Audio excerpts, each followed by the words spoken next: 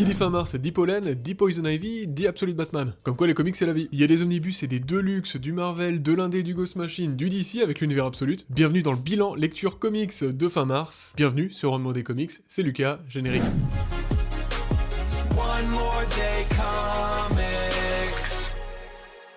Avant de commencer, dis-moi ce que toi, t'as lu ce mois-ci, quelles sont tes lectures préférées du mois, et c'est parti pour le bilan sans spoil, bien sûr. Et comme d'habitude, je vous propose de commencer par les TPB, avant d'aller sur l'hardcover et les grosses versions, les deluxe, et puis ensuite de passer aux singles du mois. Premier TPB, c'est du Spider-Man par Chip Zdarsky, d'ailleurs le trailer de Brand New Day, incroyable, hein. Spider-Man Spiders Shadow, l'ombre de l'araignée, je vous l'avais présenté dans la vidéo achat, je l'ai lu juste après, incroyable, ça c'est exceptionnel.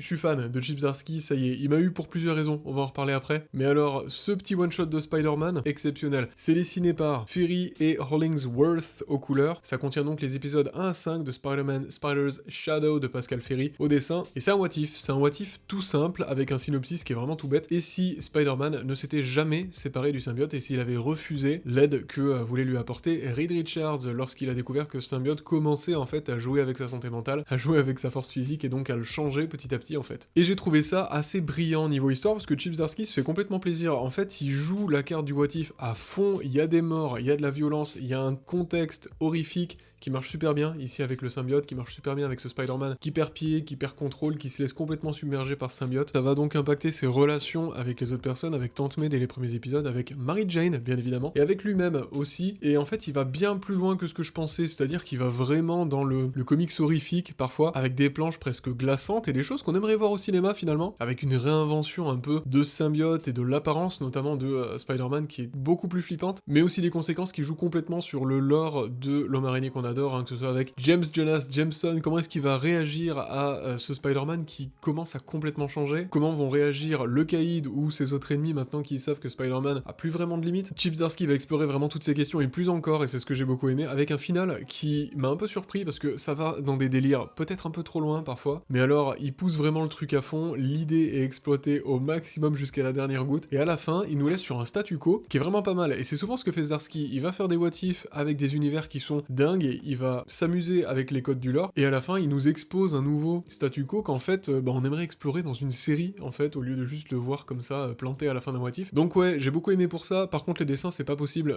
je suis désolé mais Pascal Ferry j'aime pas du tout. Je trouve que, enfin je suis pas vraiment sûr que ce soit vraiment le problème Pascal Ferry, hein. Je pense que c'est plutôt les couleurs, et il me semble que c'est Matt Hollingsworth qui s'en charge, mais en tout cas les couleurs font super amateur, c'est vraiment pas beau, ça m'a sorti du récit plusieurs fois quoi. Et pour un récit aussi sombre et aussi réussi, pour un scénario aussi fonctionnel, bah j'ai trouvé ça un peu dommage, parce que tout le reste fonctionne parfaitement quoi. Donc c'est un petit TBB, c'est un petit one shot, franchement je vous le conseille, même si vous n'avez jamais lu de Spider-Man, il n'y a pas besoin d'avoir lu quoi que ce soit avant, même si Marvel vous suggère, enfin vous dit en tout cas que ça se passe, je crois, juste avant l'épisode, c'est combien, 256, un truc comme ça? Ouais, 258 de l'épisode Amazing Spider-Man de la série principale, donc qui était sorti il y a très longtemps maintenant, mais si vous voulez un peu jeter un œil sur Marvel Unlimited, ils font eux-mêmes leur pub, hein, pour aller lire un peu ce qui se passait avant, ça peut être une continuité, enfin un what if, pour le coup un monde parallèle, dans lequel Zdarsky s'amuse complètement avec le perso qu'il aime tant, et comme Life Story c'est très réussi, et quand on a envie d'en voir plus, bah c'est que c'est un très bon what if. Mais pour les dessins, dites-moi ce que vous en pensez, mais moi j'aime pas, hein. Deuxième TBB, celui-là on va aller très vite parce qu'on en a déjà parlé en vidéo, il y a une vidéo spéciale qui est sortie la semaine dernière, il me semble, ou il y a 2 semaines, ça commence à faire. Avengers Avenge the Future, c'est toujours de Chip Zdarsky, il y a beaucoup de Chip Zdarsky aujourd'hui. Avengers Twilight, pourquoi? Parce qu'on est au crépuscule des héros, c'est comme ça que Panini l'a traduit et l'a publié en VF. C'est une série toute récente, hein, qui est sortie il y a seulement quelques années, c'est une série en 6 épisodes, c'est un peu le Kingdom Come en fait, de Marvel, avec un Captain America dans le futur, vieillissant, qui a arrêté depuis un moment, mais qui va devoir remettre les gants pour un dernier round sur le ring face au fascisme qui revient aux États-Unis, sous une forme qu'il connaît que trop bien, qui est très familière. Si vous voulez savoir ce que j'en pense en détail, avoir l'analyse en détail, c'est dans la vidéo, qui sera en fiche juste là. Mais c'est un récit qui m'a mis une sacrée claque, moi j'ai beaucoup aimé, Daniel Acuna au dessin, je trouve qu'il est très efficace, quelques doutes sur la composition des planches, qui met pas en avant son talent, enfin pas suffisamment en avant son talent, mais pour vous dire, voilà, j'aime tellement son dessin que son Captain America est devenu mon fond d'écran depuis peut-être, depuis la lecture, tout simplement, de ce comics-là. Donc ça, franchement, je vous le recommande si vous voulez lire de la dystopie, si vous voulez lire un one-shot, un récit complet en 6 épisodes, qui parle d'un futur pas super joyeux, mais qui est très maîtrisé dans l'écriture et le lore de son personnage, et des Avengers en général. Une grande réussite de Zdarsky, encore très bien, et puis Acuna au dessin, c'est très chouette. Et c'est le moment de passer au label Ghost Machine. Alors Ghost Machine, il y a plein de choses à dire. D'abord, parlons de Redcoat. Pourquoi? Parce que Redcoat, c'est exceptionnel. J'ai lu beaucoup de Ghost Machine ce mois-ci parce que mon pote ingé comics m'avait invité à un de ses lives avec plein d'autres copains, c'était génial, sur le label Ghost Machine pour justement présenter un peu toutes les nouveautés, parler de tout ce que c'est en fait et tout ce qui attend le label en 2026 et plus encore. Et parmi tout ça, il y a un Redcoat, il y a Geiger, il y a Junkyard Joe. Dans l'univers de The Unnamed, j'ai donc lu Redcoat et Geiger, tout simplement, tout ce qui avait disponible. Ça fait donc pas mal de volumes, mais Redcoat, c'est trop bien, faut lire Redcoat, c'est génial. J'ai ici le volume 1 et 2, on va parler des volumes un peu séparés parce que j'ai vraiment un ressenti très différent entre le volume 1 et 2. Mais pour résumer, qu'est-ce que c'est que Redcoat, le manteau rouge? Eh ben, c'est un récit historique et fantastique qui va jouer en fait sur les codes et sur le mythe des États-Unis, le mythe fondateur des États-Unis avec les pères fondateurs. Et dès les premières pages, en fait, on se rend compte qu'il y a des pouvoirs un peu bizarres aux US et que les pères fondateurs auraient des pouvoirs un peu chelous qui les auraient aidés à mener à bien la révolution américaine. Redcoat, c'est évidemment les manteaux rouges britanniques dont fait partie Simon Pure qui s'avère être immortel suite à des conséquences d'un accident où il se trouve au mauvais endroit au mauvais moment, un peu trop proche de Benjamin Franklin d'ailleurs. Et donc depuis, il est immortel et donc il vit un peu une vie de débauche, il fuit vraiment ses responsabilités. Au lieu d'utiliser son immortalité à bien comme certains ont pu le faire, lui ne le fait pas vraiment et donc il fait que mourir en boucle, il a pas une thune, il traîne les bars, il adore les femmes, enfin bref, on est vraiment dans un récit avec un anti-héros pur, avec ce qu'on appelle un tool, ce genre de débile un peu charmant là qui marche super bien. Et donc tout va un peu changer pour ce gars-là lorsque il va rencontrer un petit Einstein qui va devenir son sidekick, donc un jeune Albert Einstein, qui va donc essayer de l'aider à sauver les États-Unis, puisqu'il y a une menace existentielle pour le pays, il y a une menace existentielle pour Simon Pure, lorsque la secte qui lui a octroyé ses pouvoirs plus ou moins par erreur refait surface. Alors, qui sont-ils? Qu'est-ce qu'ils veulent? Comment notre cher Simon Pure va s'en tirer? Tout ça, c'est l'intégrale du volume 1, en fait, parce que tout le volume 1 va se concentrer sur cette première partie. Donc vraiment, on a 6 épisodes, non, il y en a 7, pardon, donc 7 épisodes, 1 à 7, avec quelques petits bonus, qui a donc Geiger 80 Page Giant numéro 1. Et franchement, moi j'ai kiffé, c'est de Jeff Jones et Brian Hitch. Donc Jeff Jones, on sait qu'il aime l'histoire américaine, on sait qu'il aime écrire des scénarios touchants. Là, ce que j'ai beaucoup aimé, c'est que c'est un récit qui est à la première personne, c'est un récit avec une narration interne. Donc ça peut paraître assez verbeux, mais honnêtement, il n'y a pas de narration trop, quoi. C'est vraiment maîtrisé, c'est pile ce qu'il faut, dans le sens où oui, il y a de l'action, mais on est beaucoup plus dans l'introspection d'un personnage, l'introspection historique d'un pays même, la réinvention d'un mythe à travers plein de métaphores qui sont superbes. Il joue complètement avec les codes du mythe des États-Unis, avec les personnages historiques aussi, parfois plus ou moins connus, donc ça vous apprend aussi des choses si c'est pas votre dada. Bon, moi étant prof d'anglais américaniste, c'était évidemment quelque chose qui m'a énormément plu dès les premières pages, mais je ne saurais que vous le conseiller à absolument tout le monde parce que Simon Pure est un personnage exceptionnel, très touchant, qui a quand même une belle évolution et sa relation avec Einstein grandit au fur et à mesure et devient assez intéressante parce qu'évidemment Einstein vieillit mais pas lui, et donc est-ce que Simon gagne en maturité, est-ce qu'il va apprendre de ses erreurs? Bah tout ça vous le verrez dans ce premier tome qui est vraiment très très bon. Par contre, moi ce qui m'a vraiment surpris, bah c'est celui-là, c'est le tome 2 de Redcoat. Je me suis dit ok, le volume 1 c'était vraiment une histoire complète en ici 7 numéros. Le volume 2 va sûrement reprendre la même chose, et ben pas du tout, et c'est ce que j'ai beaucoup aimé. Là on a les épisodes 8 à 14 de Redcoat dans ce TPB qui est très chouette, il y a vraiment une super édition, mais ça je vous en ai parlé dans la vidéo achat. Toujours Jeff Jones, toujours Brian Hitch, je l'ai pas dit mais Brian Hitch, exceptionnel. On sent que les deux s'amusent, hein. Brian Hitch au dessin c'est fou quoi, vraiment il arrive à faire passer des émotions, enfin une palette d'émotions qui est extrêmement riche à travers tous ces personnages. Il n'y a pas un visage, une expression de raté, je suis absolument fan de son dessin ici, alors que Brian Hitch c'était pas un dessinateur que j'avais dans mon top des dessinateurs. Et donc ce volume 2 va introduire de nouveaux personnages, mais à travers ici un récit qui est beaucoup plus tranche de vie, avec des épisodes qui sont presque one-shot en fait, qui ont chacun une histoire indépendante, alors qu'on suit évidemment toujours un fil rouge avec Simon Pure. Le premier épisode qui est d'une violence assez dingue, les deux autres qui sont d'une poésie dingue aussi, hein, les deux épisodes suivants, je crois que c'est du coup le 9 et le 10. Le 9 et le 10 du coup, hein, qui moi m'ont particulièrement touché, et le reste est très très bon aussi. On a un arc en 2-3 épisodes après qui va revenir sur un autre personnage, The Northerner, qui reprend encore une fois une nouvelle phase de l'histoire américaine avec la guerre civile aux États-Unis, la guerre de sécession.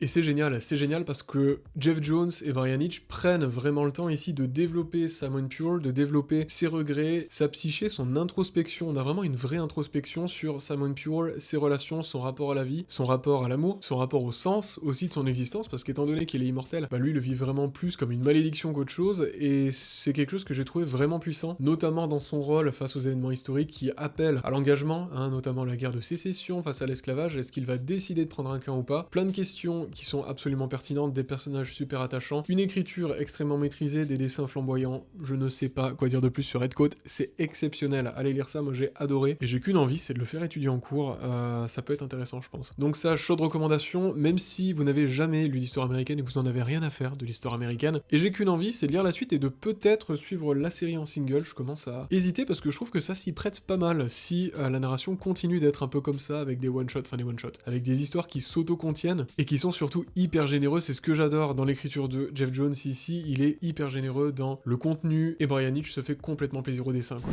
Et si vous vous demandez où acheter vos comics en VO pas cher, que ce soit des omnibus, des singles ou n'importe quel titre, même des mangas, eh ben j'ai un petit code pour vous. Walls Comic Shop, c'est le sponsor de cette chaîne, c'est aussi une référence des librairies spécialisées comics VO en Europe. Ils ont un choix de fou pour tout ce qui est omnibus, pour tout ce qui est comics en tout genre. Des précommandes avec des prix de zinzin, des éditions collector aussi introuvables que cultes. Je suis extrêmement fan de leur shop et je suis extrêmement fier de vous annoncer qu'ils sont maintenant le partenariat officiel de la chaîne pendant l'année à venir. Et ouais, ça c'est pas fou. Et grâce à leur soutien, je vais pouvoir vous présenter encore plus de comics, encore plus d'omnibus, vous en faire gagner, mais aussi vous proposer aussi des réducs avec moins 10% sur leur shop pour votre première commande avec le code One More Day 10, ce qui vaut carrément le coup vu les omnibus invincibles qui arrivent. C'est toujours livré avec énormément de soin, c'est toujours livré hyper rapidement. Merci à Walls Comic Shop pour leur confiance et merci à vous pour votre soutien sans faille. Si j'en suis là, c'est grâce à vous et vous êtes vraiment la meilleure commu, même ceux qui aiment pas les omnibus. Toujours dans The Unnamed, on va aller tome par tome ici aussi pour Geiger. J'ai déjà parlé du tome 2, alors le volume 2, je crois que je l'ai ici d'ailleurs, le volume 2, je l'avais acheté parce que j'avais lu le volume 1 il y a longtemps, je vous en avais parlé au dernier bilan. J'avais acheté le volume 2, j'avais kiffé, on était vraiment sur une quête face à un ennemi, là, l'électricien que j'avais trouvé génial, où on suit Geiger en périple autour des, dans les États-Unis, de ville en ville, alors qu'il chasse justement ce nouvel homme et qu'il essaie de trouver comment guérir de son pouvoir, que lui aussi vit du coup comme Simon Pure, comme une malédiction. Et j'ai tellement kiffé que je me suis dit, il faut absolument que je relise le volume 1 qui coûte vraiment pas cher, on est à 10$. Donc 8€ pour, on a 6 épisodes, c'est hyper épais, regardez ça, c'est fou. En plus les TPB Image, je vous le dis à chaque fois dans les vidéos achats, mais ils sont d'une qualité rare, franchement je kiffe ce format là, le papier est super épais, enfin bref. Ici on a les premiers épisodes de Geiger, mais je crois que c'était la série avant que ça soit appelé Ghost Machine, donc on est vraiment sur les 6 premiers épisodes de l'album 1 d'Urban. C'est une très belle introduction, j'ai bien kiffé, on est de retour sur les débuts de Geiger. Donc vous le connaissez, ce père de famille dévoué et malade atteint d'un cancer qui a caché sa famille dans un bunker avant que la bombe nucléaire explose, lui a été exposé aux radiations et grâce à la magie de la chimiothérapie, c'est toujours très bizarre dit comme ça, mais au final, c'est un peu ce qui se passe. Il finit par avoir des super pouvoirs et donc devenir l'homme luminescent lorsqu'il a pas ses bâtons de boron là dans le dos. Il devient une arme nucléaire littéralement, avec un chara-design qui fait pas mal penser à Ghost Rider, Ninja, Batman, bizarre, bref. Ça marche pas mal, le récit est très bien. J'ai beaucoup aimé ce premier tome par la tonalité un peu classique. On est vraiment sur une légende ici qui est racontée, un peu comme une légende urbaine et ça marche super bien. Même si moi, il m'avait pas vraiment touché à la première lecture. Après avoir lu le volume 2, je trouve qu'il prend tout son sens, mais pour moi, ce qui fait vraiment prendre tout son sens à Geiger, c'est le volume 3 et 4. Le volume 3 est tout particulier et c'est un peu bizarre la façon dont ça a été publié en VO parce que vous avez ici les épisodes 7 à 9 de Geiger, vous vous dites c'est tout, et ouais c'est tout. Non, vous avez les épisodes Geiger Ground 0, 1 et 2, donc 2 épisodes qui vont revenir sur les origines de Geiger, donner beaucoup plus de chair au personnage, beaucoup plus de chair au lore par rapport à sa famille, par rapport à son passé, avant la guerre nucléaire et la guerre dont personne ne sait d'ailleurs qui a appuyé sur le bouton. Et donc ici, l'aventure de Geiger se poursuit, mais ce que j'ai adoré c'est Ground 0, quoi, parce qu'on vient vraiment rajouter du lore, rajouter ce qu'il fallait depuis le début. C'est très bizarre que ce soit pas dans le tome 2, enfin en tout cas je sais qu'Urban s'est débrouillé pour mettre ça bien plus tôt, et ça marchait vraiment mieux je trouve que là, avoir les épisodes 7 à 9 de Geiger avant de repasser à l'époque d'avant-guerre, ça peut mener à des confusions, ou en tout cas c'est un peu dommage parce qu'on ne profite pas autant de l'attachement qu'on a à Geiger, parce que Ground Zero est hyper bien écrit, c'est très touchant, et ça humanise complètement le personnage, qui peut paraître parfois un peu agaçant, sachant qu'on a ici des épisodes qui sont toujours scénarisés par Jeff Jones, mais dessinés par Paul Pelletier, pour les 2 premiers, il me semble que c'est pour le 7 à 9 sûrement, mais en tout cas des épisodes qui vont se concentrer sur une petite communauté qui était très sympa, franchement ça permet toujours d'avoir un rapport à l'existence un peu différent, de confronter différentes visions de la survie dans ces catastrophes nucléaires, face à une communauté qui se cache et qui essaie justement d'être un peu isolée du monde, qui va refuser à ses enfants, enfin aux enfants qui vivent dans cette communauté d'aller à l'extérieur, donc vraiment les garder dans cette prison dorée. Geiger est pas forcément d'accord et on a toute une conversation qui est hyper touchante et très très bien narrée je trouve, très très bien écrite par Jeff Jones. Moins fan de Paul Pelletier au dessin, Gary Frank manque pas mal, parce que Gary Frank est exceptionnel et je trouve qu'il est fait pour cette série-là. Ils ont vraiment une symbiose avec Jeff Jones, une synergie folle, et c'est encore plus un plaisir dans le volume 4, parce que le volume 4 reprend du coup ce qui est dispo en VF là depuis pas longtemps, les épisodes 10 à 15, donc de la série de 2014 toujours, alors que Geiger cherche cette personne qui va pouvoir peut-être l'aider à se soigner. Il y a des révélations sur son passé qui sont majeures. Il y a un autre personnage que j'ai trouvé pas super inspiré pour le coup, que ce soit dans le design ou dans l'écriture, mais ça se lit très bien, c'est plutôt sympa, et surtout ça vient poser des bases pour la suite de l'univers de The Unnamed, qui me paraît très sympa, avec des séries qui, je pense, vont être assez exceptionnelles. Donc voilà, on commence à entrevoir les liens entre toutes les séries là, et ça commence à s'échafauder. Et j'ai très hâte de voir en fait ce que ça peut donner par la suite, parce que c'est vraiment un univers qui a énormément de potentiel, et que je trouve super attachant. Geiger, c'est fini, parlons de Rockefellers. On est toujours chez Ghost Machine, croyez-le ou non. Alors là, on n'est plus dans l'univers de The Unnamed, on est dans l'autre univers qui a changé de nom, dont j'ai oublié. Bon, allez voir le live d'un G-Comics si vous voulez en savoir plus, parce que c'était riche en informations et j'ai appris plein de choses. Rockefellers, c'est simple, on va suivre une famille qui vient du 25e siècle et qui fuit une ennemie que vous pouvez voir déjà sur la cover, hein. Ça vous dit tout, hein. La cover vous dit vraiment tout ici. Et donc ils vont décider d'aller fuir pas que dans l'espace, mais aussi dans le temps, alors qu'ils reviennent dans le présent, donc au 21e siècle, aux États-Unis, pour se cacher et essayer de devenir une famille normale, parce qu'ils sont un peu bloqués là-bas, et donc bon, beaucoup de mystères sur qui ils sont, qui ils fuient, pourquoi ils fuient cette personne, et d'où ils viennent au final, parce qu'on les connaît pas vraiment en dehors de ce qu'on voit dans leurs interactions dans ce monde du 21e siècle aux États-Unis. Et alors, lui, je suis un peu mitigé. Je suis un peu mitigé parce que d'un côté, j'ai pas boudé ma lecture, hein. J'ai beaucoup aimé, je me suis bien amusé, j'ai trouvé ça très fun, mais alors, un peu déçu par pas forcément le rythme, mais l'avancement de la quête principale. En fait, c'est très sitcomesque. Et moi, j'adore les sitcoms, donc ça me va bien. Mais je veux dire, dès le début, on a un drame monstre, cette famille se retrouve bloquée du coup au 21e siècle, essaie de vivre avec ce drame, et d'un coup, on se retrouve dans une série où on va suivre la famille alors qu'ils vont chercher un sapin de Noël, on va suivre le papy qui fait son jogging alors qu'il se fait draguer par d'autres mamies, on va suivre la famille qui organise une soirée barbecue avec les voisins, mais qui se passe pas très bien, enfin c'est très sitcomesque. Et donc on sent que Peter J. Tomasi, qui est ici au scénario avec Francis Manapul au dessin, on va en reparler après, s'amuse complètement sur justement ces différences, essayer de faire en sorte que la famille ait un peu du mal à cacher d'où ils viennent, et donc bon, ça se prête complètement à la comédie et à la légèreté. Et pour moi, c'est à la fois le point fort et le point faible de cette série-là, parce que là, on a les 6 premiers épisodes de la série, ça avance pas, il se passe pas grand chose entre le premier et 6e. On est vraiment dans ces petites aventures familiales, quelques révélations par-ci par-là, mais il y a pas vraiment grand chose, et pourtant ça marche. Donc, un petit mystère. Je pense que c'est parce que Tomasi sait écrire les récits familiaux. Il y a des personnages attachants, la famille est attachante. Mais ouais, le lore, je trouve, reste un peu en suspens. Et c'est à la fin du récit qu'on commence à vous dire « Ok, prochaine fois, je vous dis tout ». Et c'est un peu frustrant, quoi. C'est un peu frustrant parce que d'un côté, on a envie de voir plus de situations sitcomesques, mais d'un côté, on a envie de voir la situation évoluer. Ce qui m'a plus déplu, ça va être tous les personnages qu'ils ont voulu rajouter derrière. Des sortes d'antagonistes qui sont ni utiles ni intéressants. Je parle pas de celle de la couverture, qui pour le coup peut avoir quelque chose de très classique, hein, de très cliché, mais bon, si c'est bien fait, ça peut être cool. Mais voilà, je suis un peu confus sur mon avis.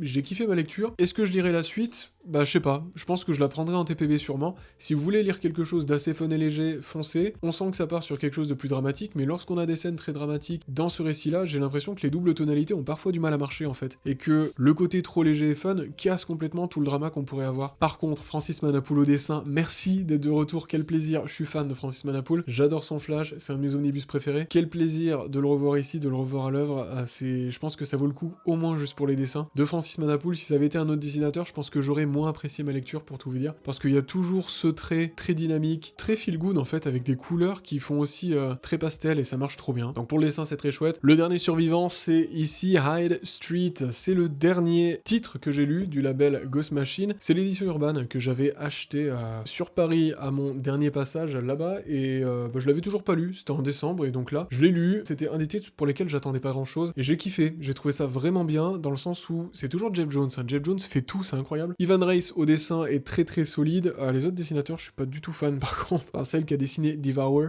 j'aime pas du tout son trait. Mais Hyde Street, c'est très très cool. On vient vous raconter ici l'histoire d'une rue un peu particulière. On est complètement dans le fantastique et l'horreur, mais aussi dans la compétition, parce que on a des résidents qui sont des sortes d'âmes perdues dans cette ville, enfin dans cette rue, pardon, qui s'appelle Hyde Street, qui peut se trouver absolument partout, au détour d'une campagne, au détour d'une ville paumée ou de la plus grande capitale, et dans laquelle passent inconsciemment des personnes qui ont besoin d'être punies pour des choses pas très sympas qu'ils auraient pu faire dans leur vie. Et donc ces résidents sont là pour vous guider dans Hyde Street, pour vous éliminer tout simplement et vous condamner en fait, d'une façon plus ou moins cruelle en fonction des résidents. Ça peut paraître un peu bizarre le pitch comme ça, mais en fait on a vraiment ces personnages très différents les uns des autres et assez profonds qui sont bloqués dans cette rue là, et pour se barrer, et ben leur patron, le compteur, leur dit qu'ils doivent accumuler l'équivalent de 10 000 âmes en fait pour pouvoir avoir le choix et pouvoir s'évader. Donc il y a une sorte de tableau de chasse et chacun essaie un peu de se piquer les clients en quelque sorte de l'autre. La force de Hyde Street pour moi, c'est surtout ces personnages, parce que tout repose sur ces résidents là, que ce soit Mr. X-Ray, que ce soit Pranky, le petit scout hyper flippant,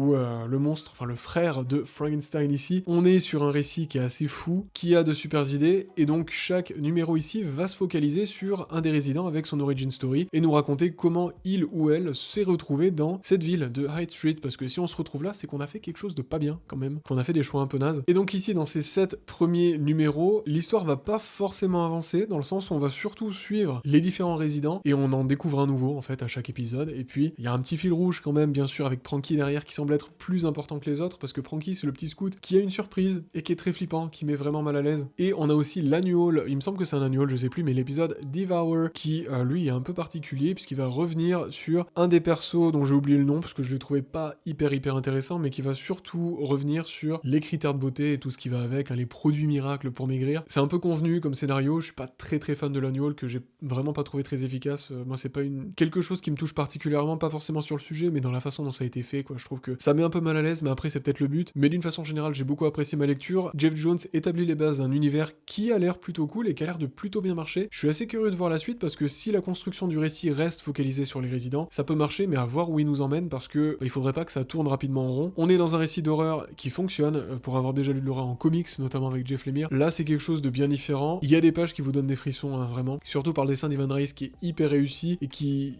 peut vraiment vous surprendre parfois dans l'expression des personnages. Ouais, il y a des planches avec ce scout là qui m'ont mis super mal à l'aise, hein, c'était fou. Je le conseille si vous voulez lire quelque chose de fun mais d'un peu horrifique et qui va clairement vous accrocher, donc franchement, bonne lecture. Ça y est, c'est le moment de passer au gros bébé. Ici, on a quand même quelque chose d'assez exceptionnel niveau taille, hein, vous pouvez le voir. Une édition de luxe de Image, ils sont toujours incroyables sur leurs éditions de luxe. Dans la vidéo achat où je vous le présentais, on avait déjà un peu fait le tour, parce que il est juste trop beau, ce bouquin, c'est incroyable. Il y a un travail absolument dingue sur l'édition. A Righteous Thirst for Vengeance. On est ici sur un récit de Rick Remender, et ça tombe bien, parce que Rick Remender a écrit un de mes récits préférés, un de mes comics préférés, dont je vous ai parlé il y a pas longtemps sur la chaîne, et dont j'ai convaincu certains d'entre vous de le lire. Black Science, foncez, c'est trop bien. Est-ce qu'il faut foncer sur A Righteous Thirst for Vengeance, une soif légitime de vengeance?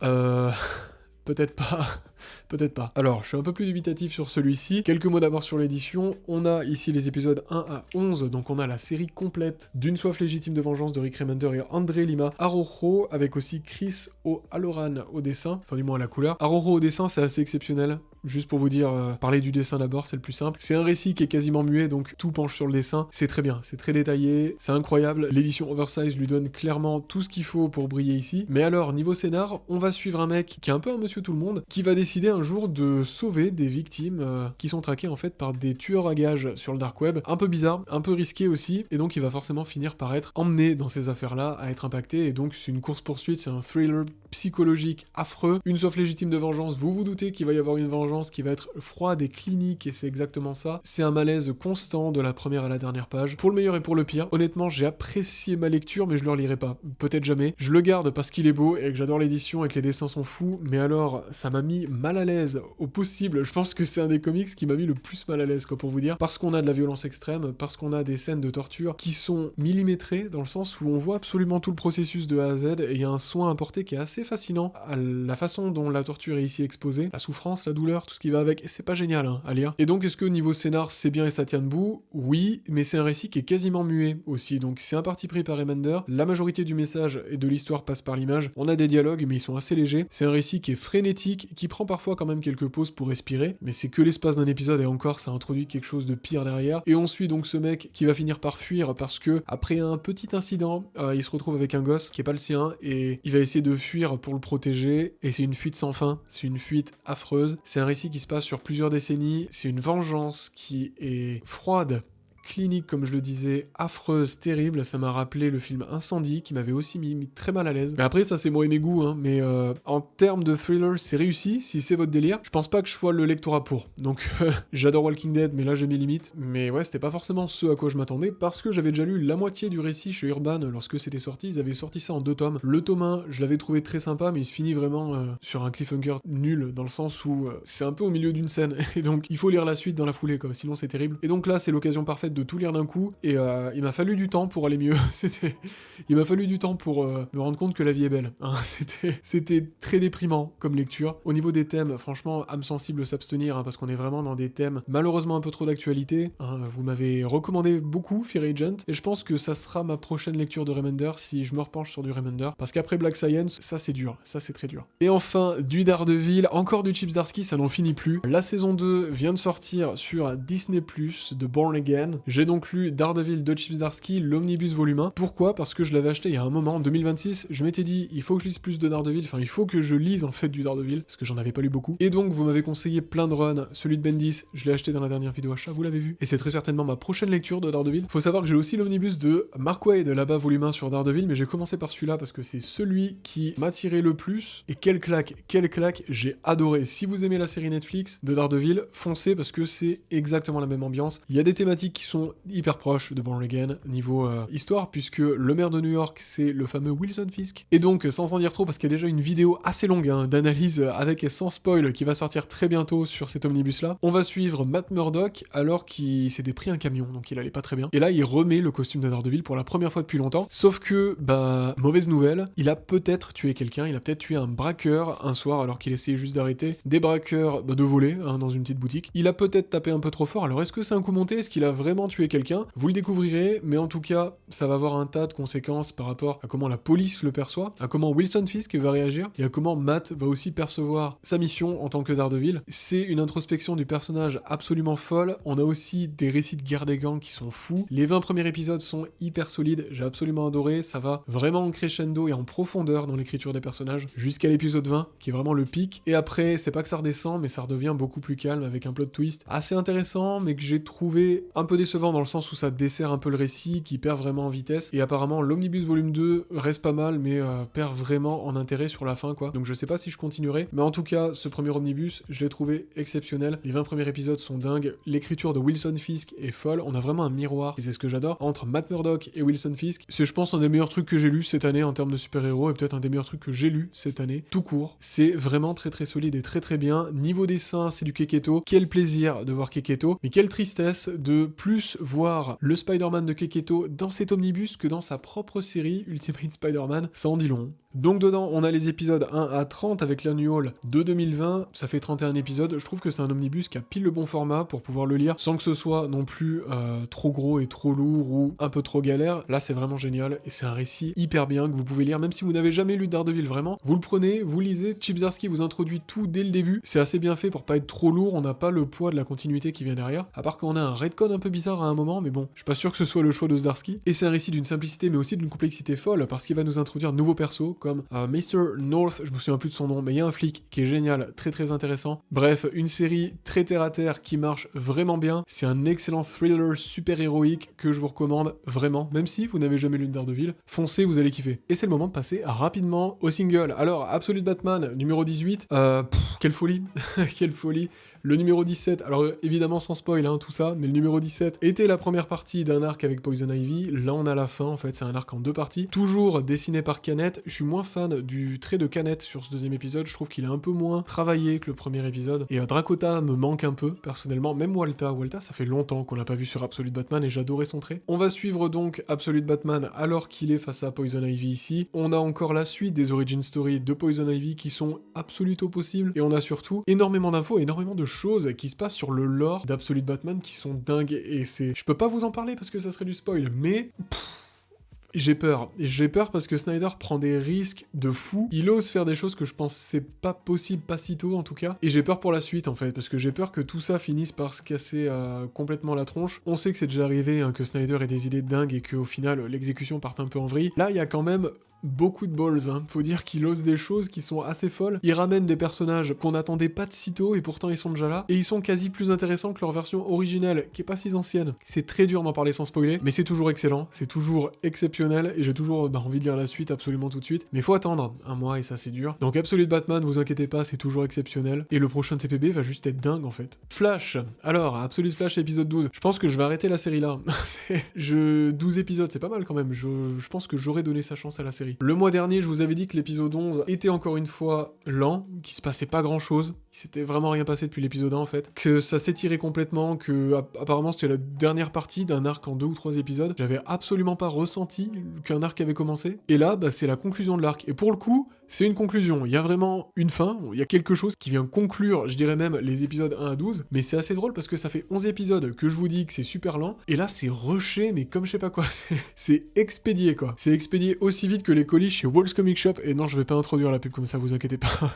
Non franchement c'est vraiment expédié de fou, dans le sens où il y a du poids émotionnel qui est censé être hyper fort, c'est très cliché dans l'exécution, c'est très cliché dans les idées, même s'il y a quelques petits trucs un peu sympas sur Grodd, hein, il y a des idées sur Grodd qui sont assez sympas, mais beaucoup trop d'incohérence aussi sur les personnages, et surtout une maladresse qui est folle quoi dans l'histoire, je veux dire, on est du niveau des pires webtoons en termes de scénario, en termes de plot twist raté, en termes d'exécution et de travail de la tension, c'est quand même un peu terrible. Donc bon, là ça va beaucoup trop vite pour quelque chose qui aurait dû, pour le coup, prendre son temps. Encore une fois, c'est un épisode trop peu verbeux, où il se passe pas mal de choses, mais beaucoup trop vite, et qui se lit trop vite, en fait, il y a aucun poids émotionnel, il y a rien du tout, quoi. Alors qu'il devrait y en avoir, et c'est ça qui est terrible, c'est qu'on sent que c'est un épisode qui est censé nous faire pleurer, mais qui arrive pas du tout, parce qu'il a même pas commencé à introduire une relation entre les personnages là, ou alors c'est hyper superficiel. Donc ouais, très déçu, moi je vais m'arrêter là, je pense.